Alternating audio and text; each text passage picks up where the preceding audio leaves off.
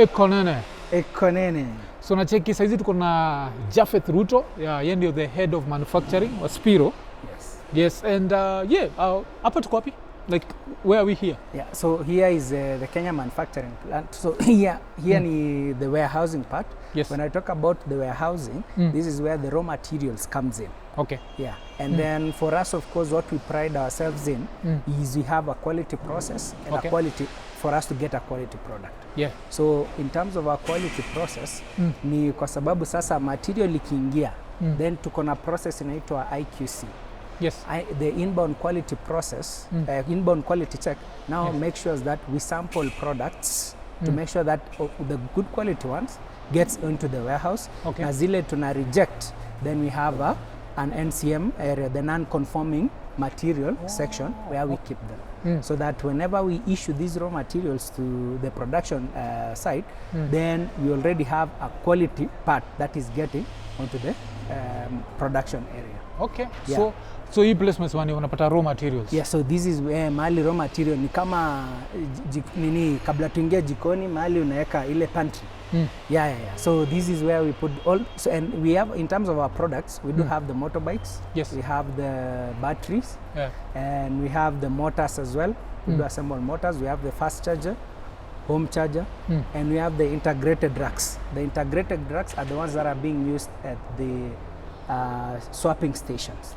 You have a home charger? Yeah, home charger. See, naonaga like newer gala, kuna charging stations. So Correct. how does a home charger work? Yeah, so for the home charger, it's a new concept, so we haven't launched it yet for the home charger. Yeah. So we haven't launched it yet. So that one is still ours to do a number of trials, and then once we succeed, then we can be able to roll them out. Oh, okay. Yeah. So this will be meant for zile places zenye too far. Yeah. Too far from Nini. Oh, Correct. okay. But sasa nini? Wacha tuoneone. Hapa nachiki hapa kuna batteries. Correct. So here, this is the battery plant. Okay. Yeah. So here kwa hii battery plant, this is where we do have our battery processes. Whenever the battery arrives, then we do the quality process, the inbound quality check. So for the batteries, because it is part of our critical raw material, then we do 100% inspection. So every battery that goes to the field, it's already inspected. It is 100, unlike the frames or maybe the metallic parts or other parts, we do maybe 50% sampling, 20% sampling. But for the battery and the motor, because they are critical parts, so we do the 100% check. Okay. Because I've seen battery assembly. But see, I can see like they're already assembled. But what do you mean by assembly? Yeah, like so with this plant, so we haven't, we are planning to do the initial assembly. I can show you the assembly process. Yeah. So as of now, it is coming in as a finished product. Yes. Yeah, but we do have plans to have this battery coming in as a same. This is assembled. Oh, okay. From the CKD level, complete knockdown level. So this now plant is what we are going to use, because now we will arrange a number of this, around 48, to make one complete battery.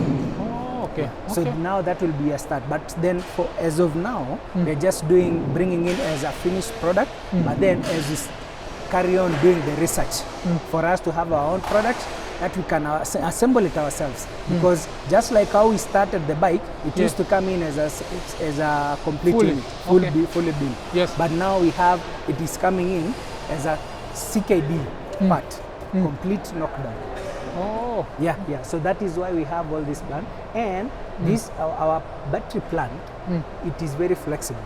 So depending on if any technology comes in changes, so long as we have all our cells as cylindrical as this, then we can be able to adapt to any technology that comes in. Okay, as long as the technology keeps the cylindrical shape. Correct. Oh, okay. And because that's really good. Because for the cells, we do have, maybe there's the prismatic cells. Yes. So these are the squared or the cubic ones, and then we have the cylindrical ones, and then we have the pouch cells. The pouch cells are the ones that are in our phones. You see sometimes simu inafura. Yeah. Yeah, so that's a pouch cell. Okay. But then of course we never know how the technology will be. So we'll just reading ourselves so that whenever that comes, then we can be able to adapt. And then the main intent for us to assemble is, of course, to create the job opportunities as well. And because of Kenya, we know there's a lot of technology in Kenya, so we want as well to embrace that and to improve so that we can be efficient and build something of our own. And whenever issues arise, we don't have to go looking for maybe an outsider to come and fix for issues. It will be us ourselves, because the team that we have in Kenya is a very robust and very technical team. They're really good and are sharp minds. So we can be able to solve our own problems locally. That's why we really want this plant to be operational. So we are just finalizing on a few technology issues, then now we run it, the battery assembly plant. So let's see. So this is the battery assembly plant, and there's so many batteries here. Correct. So because of our production rate as well, so our production capacity with one line, one shift, we do 150 bikes. And when we do 150 bikes per day, that's the amount you are able to assemble? That's the amount, And you see, when we do that, we do have the batteries go at a ratio of 1.5. So we do have the bikes. If we produce 150 bikes, then that means we should produce 150 batteries times 1.5. Okay. And now here you have, because this is like the part that has really impressed me. Correct. Is the amount of jobs that. So how many people are employed by like this plant? So we do have 100 in terms of technicians. We have 112 technicians. 105? 112. 112 technicians. Yes. Who are operating the assembly, the bike assembly plant. Okay. So with the assembly line, when we started, we had very limited people who knew the process. Yes. Because this technology, this product of electric mobility, it wasn't there before. So we had a few companies who knew how to do the vehicle assembly. So with this now bike assembly, the electric one, then we had to train a few team associates. Yes. And then we do have our process, we call this the skill matrix, that we use to determine the level at which every person here on the line, every technician can be able to be graduated to the next level. Okay. And where are these? Because I'm seeing a lot of young people. Like, where are they from? Wamesomea hii job? Is it? Correct. Yes. Yeah, so as we went to the TVET institutes, majorly most of the larger percentage are from NITA. Okay. Yeah. What's NITA? NITA is the National Institute of Technical, something. I'm forgetting it. NITA. Okay. Yeah, but so with the local ones, so these are the local teams. Yes. Of which 100% of the line technicians are Kenyans. Same case to even our staff, the Spiro staff, we are all Kenyans, and even the management. So we have, in terms of Kenya manufacturing plant, 98% of the employees are all Kenyans. Okay. And then apart from that, we have 38% are females as well. Because we noticed that. We noticed that there are a lot of females. Correct. So we do have gender diversity because we want to give equal opportunities to the team. And then we make sure that all of them are well skilled, well trained, so that they can be able to even support their families as we grow. Okay. So with the technicians it's 112, but how many other staff members do you have? Like how many? So in total it's around, it's 150 for 150 us to run the Kenya manufacturing operations. Manufacturing operations. Correct. Oh, this is really good. So so let's just work for Gogo factory. So there's bound to be noise. So another thing I want to know, these are motors, yes? Correct. So these motors, why these are the ones part of the assembly? So and once we finish, I'll show you our motor assembly line. Okay. Yeah, so we do assemble the motors as well. Here also. Okay. So we do now. This is a semi knockdown. You see, we have the completely built. This is the battery. Yes. We have the complete knockdown. This is the bike, and then we have a semi knockdown are the motors. Yes. So when I talk about semi, it's because we do minimal operations to the motor, and then we have it onto the line. And this is because, again, we want to bring most of the manufacturing operations to Kenya so that we can create more jobs, and as well as we create more jobs, we get more tax incentives as well during for localization.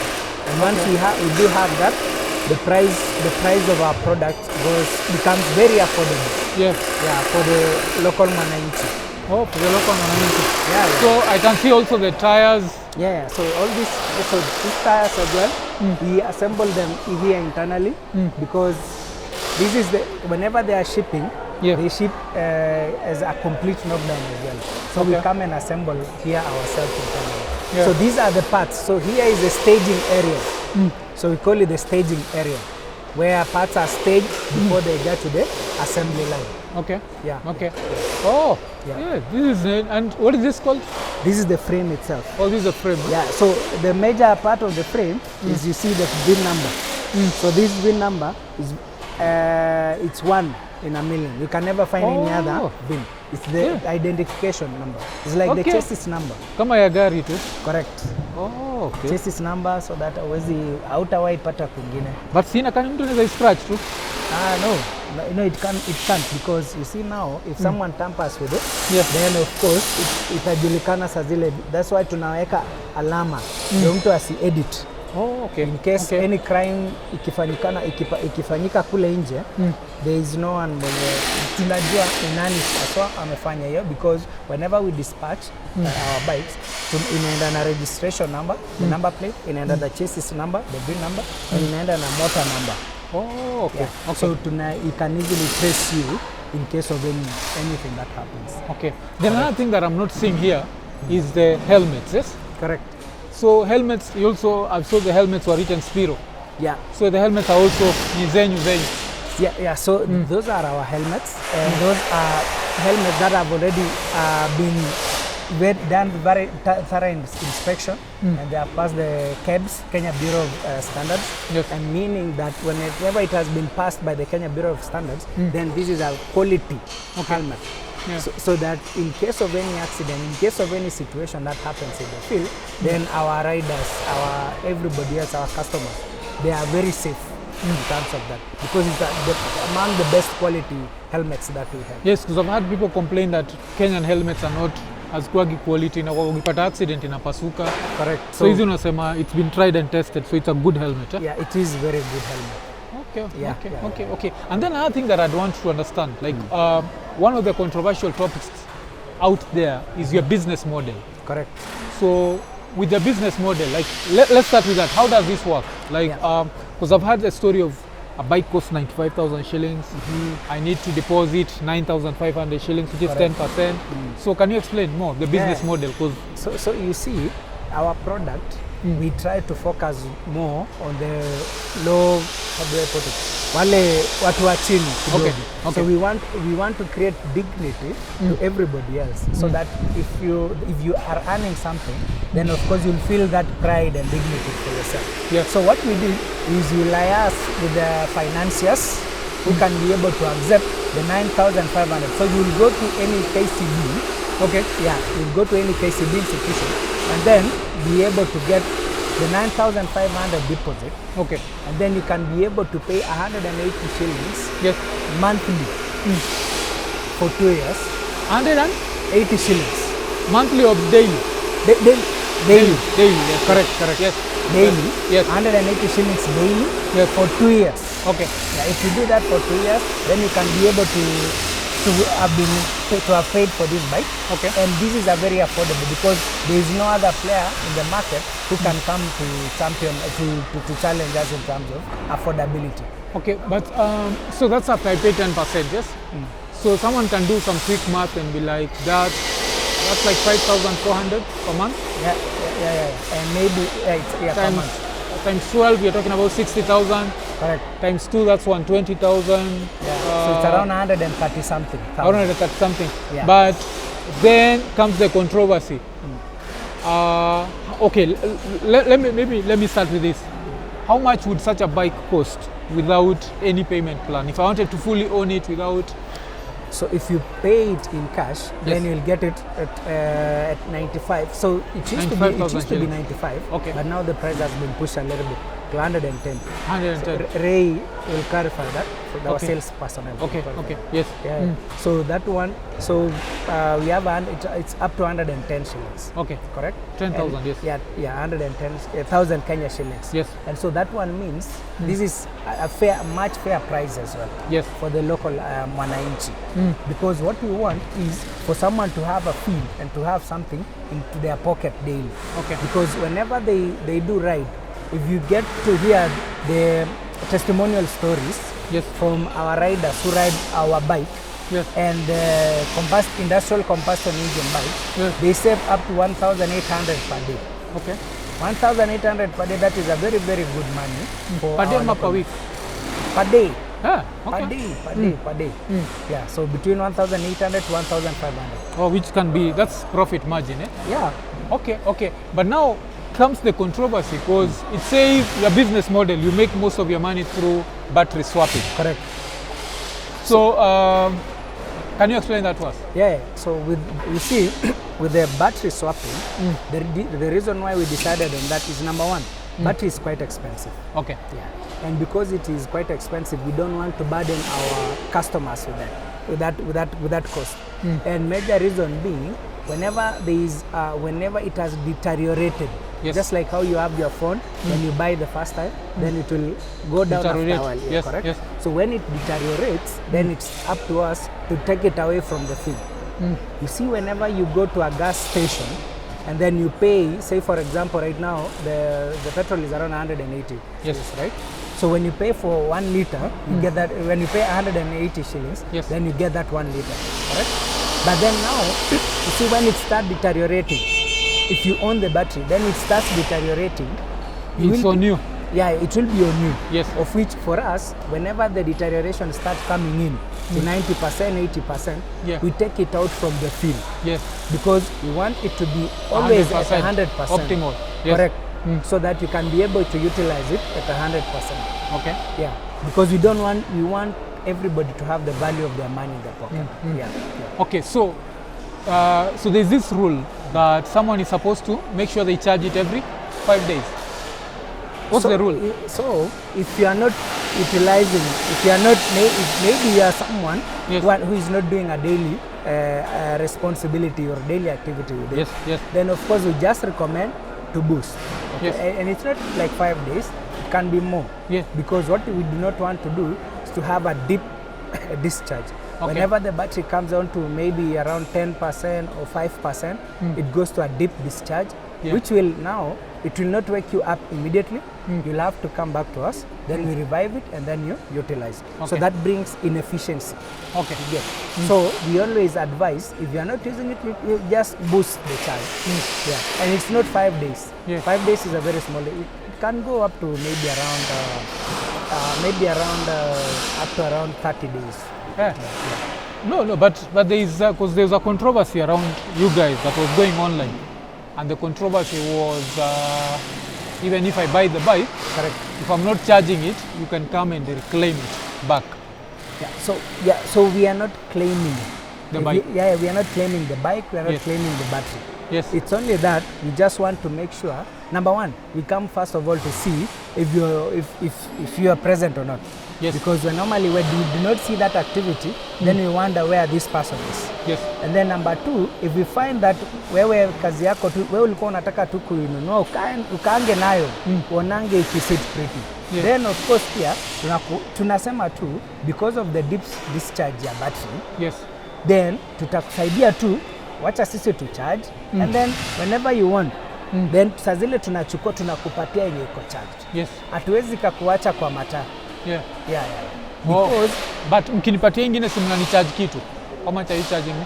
We are not, if you are not utilizing it, kumaanisha haujatumia, then mbona tukucharge? We cannot charge. Tutakubadilishia for free. What I'm trying to understand is there was this controversy. I don't know if you know, with one of the media personalities. Correct. Alikuwa anasema nyinyi watu ni criminals. So that's what I was trying to understand. Where do you think the misunderstanding came in? The one is the misunderstanding. One is our business model. Okay. Yeah, that is what they misunderstood. Yes. And then number two, is because of course they Let's start with the business model. Can you explain it like you explain it to a 7-year-old child? Okay. Why are you not criminal? Yes. Yes. Because I think I understand, but explain to someone else who might not understand. So our business model is we do swapping for our charge. So our bike, whenever you're buying any bike, and just like how you go to any other shop, how they give you their product is different. So in terms of our business model, our bike, we do swapping. Okay. We don't do charging at home. Okay. Correct?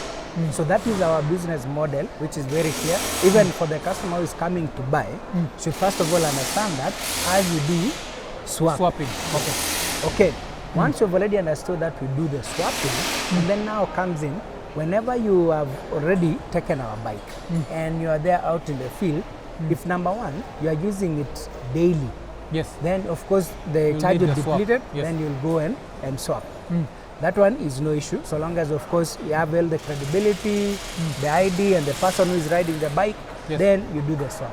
Then number two, if you are buying the bike to go and maybe just see it sitting pretty, or maybe you just wanted to gift it to someone and maybe I'll travel, or maybe you bought it and you are traveling. Yes. Correct? So if you bought it, then again, that is your property, but because we know the situation with the battery, then we come and say, if you are traveling, if you want to travel, then we will be able to give you this battery. Then you'll tell us if you are traveling, we either choose to keep the battery so that we can have it ourselves, or if you maybe say for the 1 week you wanted first of all kukaa nayo, mtu mwenye anakuja anataka kutumia anakuja kesho, then we will give you another battery depending on the customer. We are not robbing anyone. We are not, hatuta kunyang'anya ile battery bila kujua your, we need to understand your situation. So because what I'm asking is, let's say I work in an office, and I want to own a Spiro, but office yangu maybe it's like maybe 5 kilometers away from where I stay. Correct. See, now I'm using the bike kidogo sana, and considering that your batteries are 100% efficient, it means I won't need a charge maybe for a very long time. Correct. What happens? Because there is no issue there. Yeah, there is no issue because wewe unatumia, because wewe mwenyewe unajua when to charge or not. Si lazima uswap. It's not a must. If kama efficiency, if kama 100% charge can take you 2 or 3 days, that is because from this I've not understood the beef, because I was saying beef online, and this is what I'd had with the beef. Correct. I'd had like someone is anatumia bike but aitumii mara mob. So since aitumii mara mob, and aitumia tu like once a day, akienda job then anarudi home. Akienda job then anarudi home. That means that they took more than 5 days kuileta for charging. And then mkaenda mkareclaim your battery because it's not being used and it needs to be on rotation. That's what I had. Yeah, that is a very bad misconception. Because as much as we need the batteries on the road, but tuko na enough for circulation. As you have seen, we have enough, and we have more batteries as well. So hiyo inakuanga, it can only happen if, that is if umetumia umemaliza charge yako na hujaleta. And that means for us, battery inakufa. As much as hata haikufi, kuna mwenye ana charge vibaya. Maybe sasa umepata kuna mkora mwenye ako pale nje. Maybe they have tried crafting a charger. Unajua kuna wajanja. Hatuwezi avoid kuna wale wajanja. So kuna maybe mwenye ameshapata, alimeenda China ama ameenda wapi, ameenda to any other country kuleta a similar charger yenye ina charge your bike. Unaona? So kama already tumeona umedeplete, haujakuja kucharge na bado uko kwa barabara tena, kesho unaenda fully charge na hujakuja kucharge kwetu, then na mtajuaje nime deplete battery yangu? Tunaona, we monitor it. Iko na tracker. Iko na tracker? Yeah. Okay. So you can see my charge? Yeah. Okay. So and how far is, because uko nasema haifai kupita a certain percentage, haifai kufika 0, sifai kustall kwa barabara? Yeah, but even though ikifika 0, kuna ile buffer. Kuna ile kale ni kama tu sasa ile umefikisha 0 on your fuel, kuna kale kanaweza kukufikisha mahali. Yeah. But So we always advise ndio usikwame.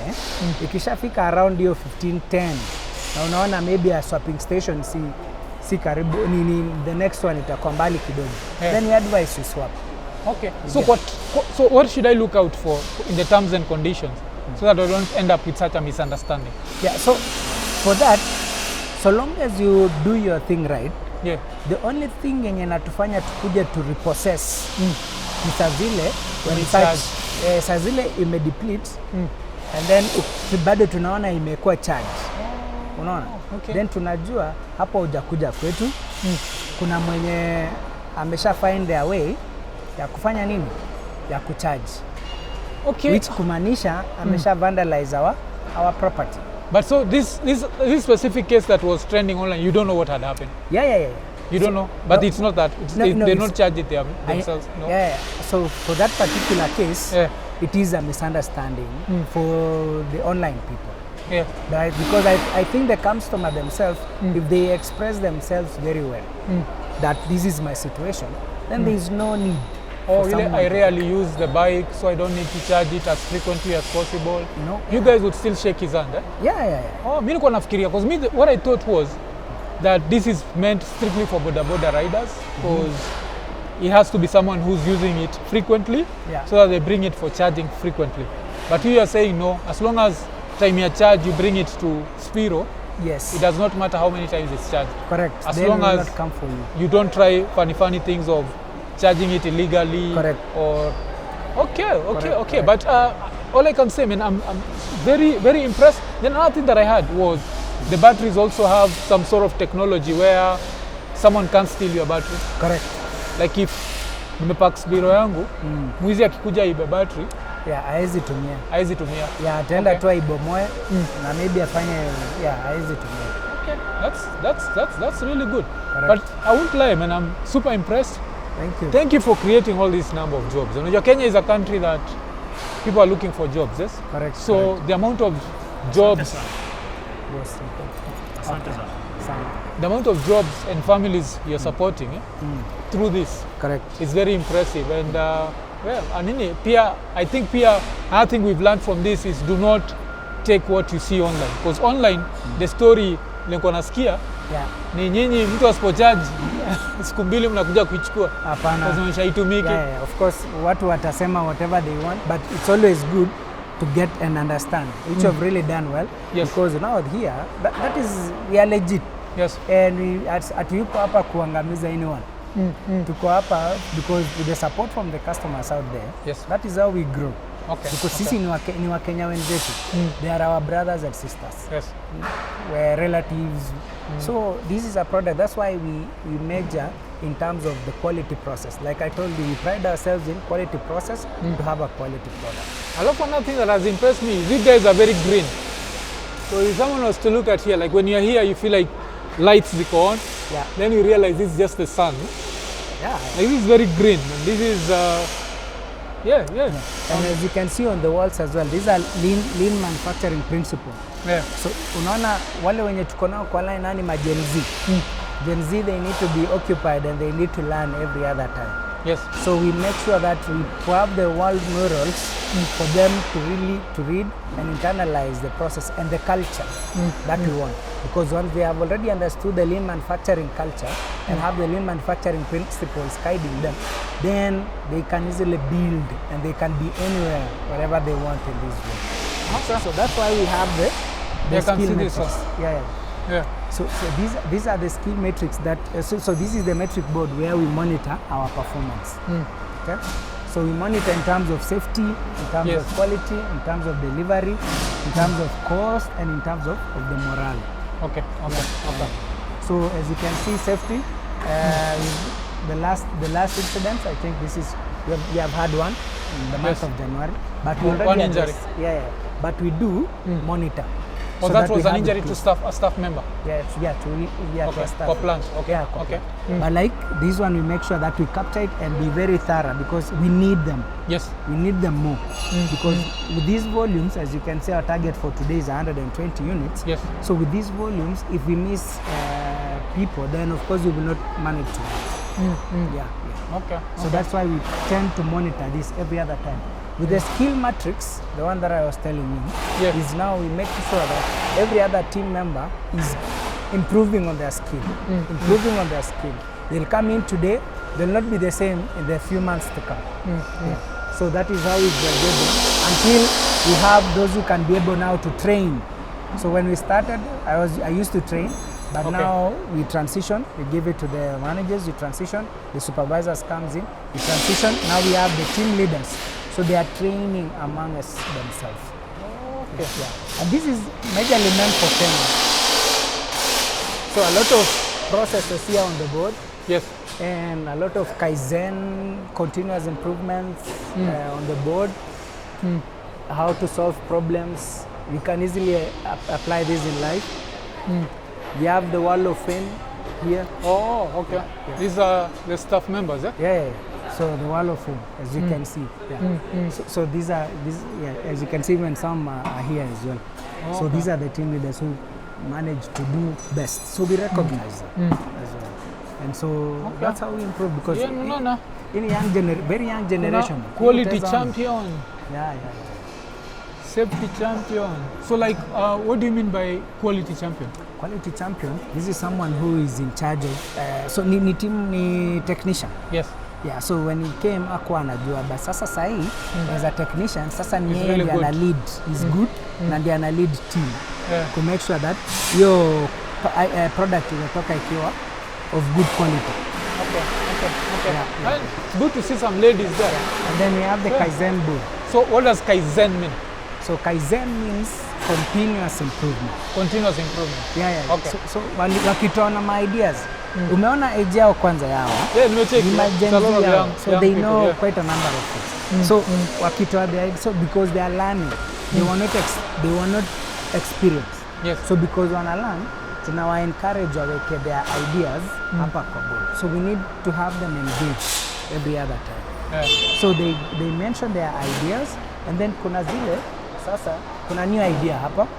Kuna ile ya just do. So tunaambia niendeleni. Kuna ile need some help. Sasa that is where the managers and supervisors come in. And then you needs a plan. Sasa tumeona hii idea ina progress, it can be something. So then now we plan for it. Sasa zile tunataka kuireject hiyo idea, tunamuita, tunamweleza, tunamwambia hii haita proceed kwenda the next step sababu ya ABCD. We make sure that we explain to them. Ndio pia wako very encouraged whenever they are doing, because usipowaambia then wataacha. Mtu atakuwa anasema mimi nikisema kitu mnanionea. Then now it travels on this day, then it goes to the month, on this week, then those that are overdue, then sasa zile zimekuwa done, alafu zile sasa zenye zikishakuwa done, sasa now the company is willing to chip in some amount to make sure that this product or this idea ime progress. And those ideas, kuna ideas kama hizi, unaona, very ideal tunapata from the team associates themselves.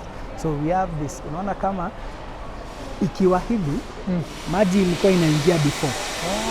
But then now when we change the orientation yake, sasa tukabadilisha orientation iko hapa juu. So saizi maji ingii ina drain hapa. So maji is not plugged in. And this is an idea from them. Haikutoka kwa any senior person. This is from them. Hata kuweka hizi wall mirrors tuliona. So because walikuwa wanaingia alafu wanaona pata kitu plain, then now we kasawacha to make some few improvements here.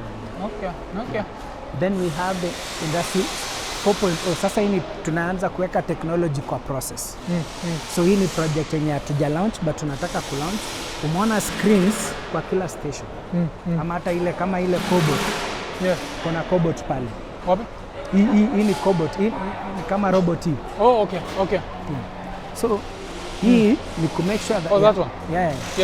So hii ni ku make sure ya kwamba technology in terms of our processes tunazi-improve, tunazi-make iko very efficient. So that whenever we want to do anything, tuna make sure tukisema 150 output per day hatumiss in any way. So sahi bado iko, as you can see, it's still a project, bado it's still under, bado haijakuwa commission. So as soon as we commission it, tutakukaribisha bado kuangalia. Hii hamta lose, watu wata lose jobs? Ini tunaona ni watu tu wao wenyewe, so tunawaambia tu wa improve with regards to unaona how they talking, how vile wanakaza, wasikuwa wana overkaza badala ya ama kuanda talk, wasi over talk ama kuanda talk. Because if they do that then they become, then hakuna ile unaona ukianda talk part itaanguka, ukiover talk bolt itavunjikia ndani, so unaona ina create inefficiency. So machine ina make sure it's the right so ni them tunawa train so that wanakuanga tu na hiyo mindset. Machine hii ni only one machine, kule hakuna machine, kule tu ni conveyor in our guide with regards to the time. So that tukisema tunataka 150 already tumesha calculate after every 3.2 minutes a bike inatoka kwa conveyor. So wherever I am, then naona production output, then naona imetoka maybe 100, then naona time imebaki, then I know everything is well. But ukiona maybe imefika inakuja less, then utatel there is an issue. So this is what gives us a real-time issue, real-time issues, so that you can be able to solve them. So that sisi wote tuna work in a very efficient and a very cultural, ile watu wako na ile habit ya continuous improvement. People love their job, they love what they do, and life goes on, we all grow. So what do we have here? So here we do have 3 assembly lines. So number 1 is for the fast charger, this one. So we have the, you remember I spoke about the home charger? So this is an assembly line for the home charger. So like I said, this is a project, so this is how the home charger looks like. So we haven't started it yet. So this is the home charger, and then we have the fast charger, which are these ones as well. So we haven't so like the home charger, will it be available for every customer ama itakuwa specific? So we want bado atuja define and then first of all tuta prioritize wale watu wanaishi maybe kule mashinani mahali maybe kukuja Nairobi, mahali charging station ni far from where they stay. So we need something in our charge wakitoka home wako already charge, wako sawa ndio waweze kucharge kule. And then pia tuna as like I mentioned about technology, we want to make sure that this charger is ours and the technology inside it can be able to communicate with the battery itself. So that tujue ya kwamba iko in tunawaona na the batteries we monitor, so that in case of any deterioration then it's up to us to call that battery home. And then so fast charger, the plan for this fast charger is in between swapping station. Kuna saa ingine unaweza sema swapping station hapa na ya kule ni mbali. So ndio tumali tunataka kuweka in between, sasa ni the fast charge. So that mtu unaweza chill hapo maybe for like 15 minutes and then you get your fast charger. So 15 minutes kwa full battery? Inakuboost to the next charging station. The next swapping station. In the next one. Then tuko na motor pia. So sasa hiyo wanaenda lunch. So tuko na motor ile niliwaambia motor, we do a motor assembly because motor assembly inakuja kama semi knockdown unit. So again, this here we want to do so that tukuja hapa. Hii motor assembly line. So again ndio ni ile tume make sure ya kwamba we want to bring more assembly operations zikuje Kenya. Because Kenya is where we want to really do big. We want to go big. So with more assembly operations, then issues zikitokea ni sisi wa Kenya tunazitatua. Na ni issues zenye tunajua wale wa customers wetu pale wanazisema, then so that we improve from our end. And with this you'll end up even creating more jobs, ama?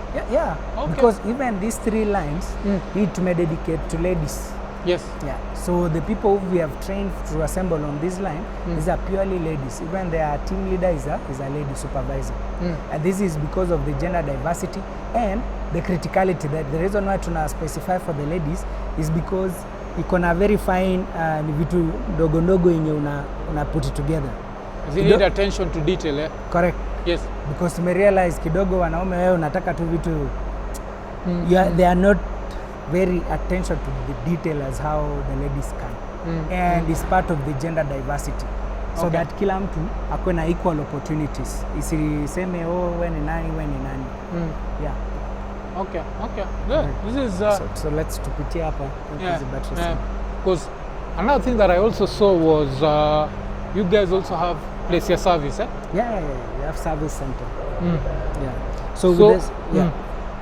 So the service center, kwa nini why should someone bring it for service? Kuna regular servicing, ama you should only bring it when there's a problem? It is of course whenever there is a problem. So regular servicing maybe after 1,000 kilometers. But then again, sisi unlike the ice bikes, mahali after every 2 weeks utakuja kubadilisha oil na nini. Sisi after tukikuzia after like 3 months ndio utakuja tukuangalie maybe bolt ama nuts yenye kama imeanguka. Yes. Because we have very minimal moving parts. Yes. Tuko na only motor yenye na move, of which we only lubricate the chain. Yes. And then maybe sasa matatu kama maybe mtu amepata accident akagonga ama side mirror, there are very very minimal moving parts in our bikes. Okay. So mostly wenye watakuja ni wale maybe wakona wamepata issue pale. Alafu kuna kitu nime notice vile umesema watu wanaenda lunch, I saw like everyone leaving. So kwani do they buy lunch at the same place, ama do you provide lunch? Like what happens there? So we are in the verge of providing. So sahi bado, then we will provide. So we've already budgeted.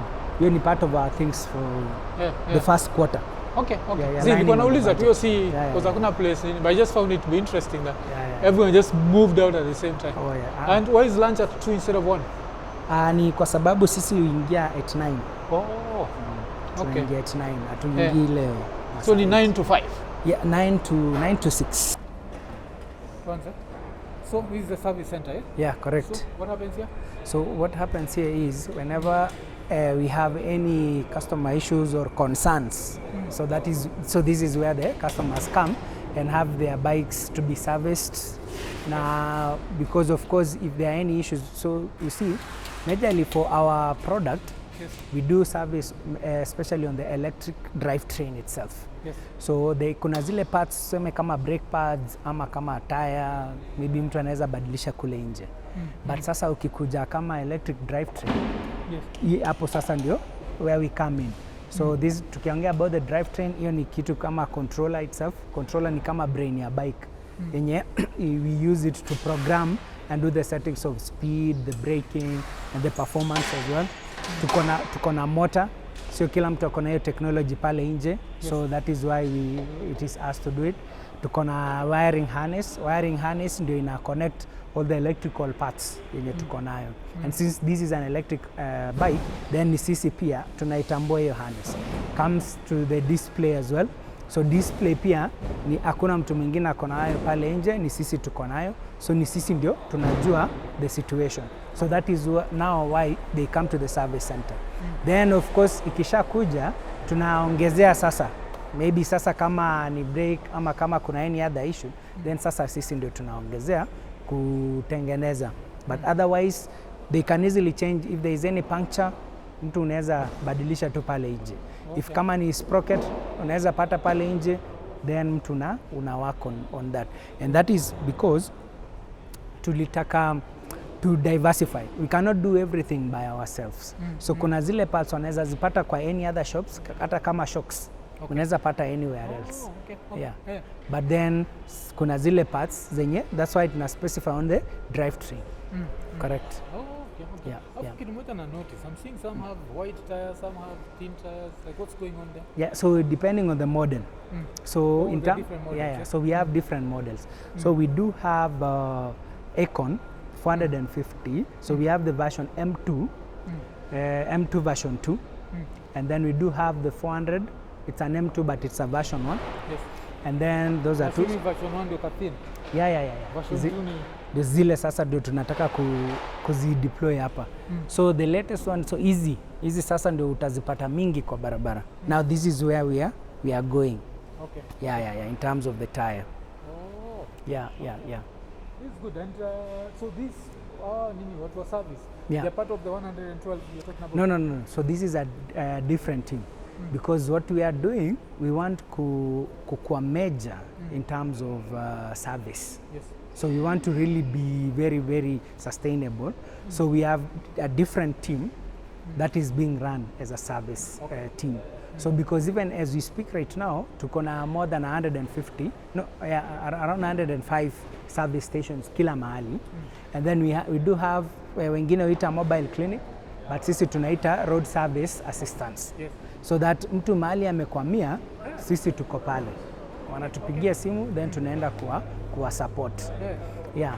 And then our focus hii mwaka ni kufungua more. We want to do more like 500. Tunataka kutrain, alafu unaona pia sisi tunaenda local.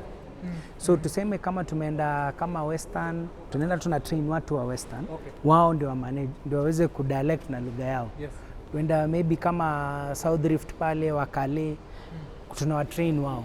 Tunaenda kila mahali every other, kama ni hizi sides za Eastern wapi tuna train the local team so that wao wenyewe waelewane na waweze kufix any issue that comes up. Yeah. Good. Shukran. I think we've learned a lot today, but me one thing nitasema, asanteni for your East Africa mobility. Yeah. For the number of jobs you're creating, number of lives you're changing, of course through affordable bikes. Correct. And the fact that this is a very good model, especially for boda riders. Yes. It's very good for boda riders. And also this is going electric. Let's fight global warming pamoja. Correct. So imekuwa ni like a crash course into Spiro. So Ian amekuwa kinimeata kuchukua yake, so acha tuenda kuzichambua. Iko nini? So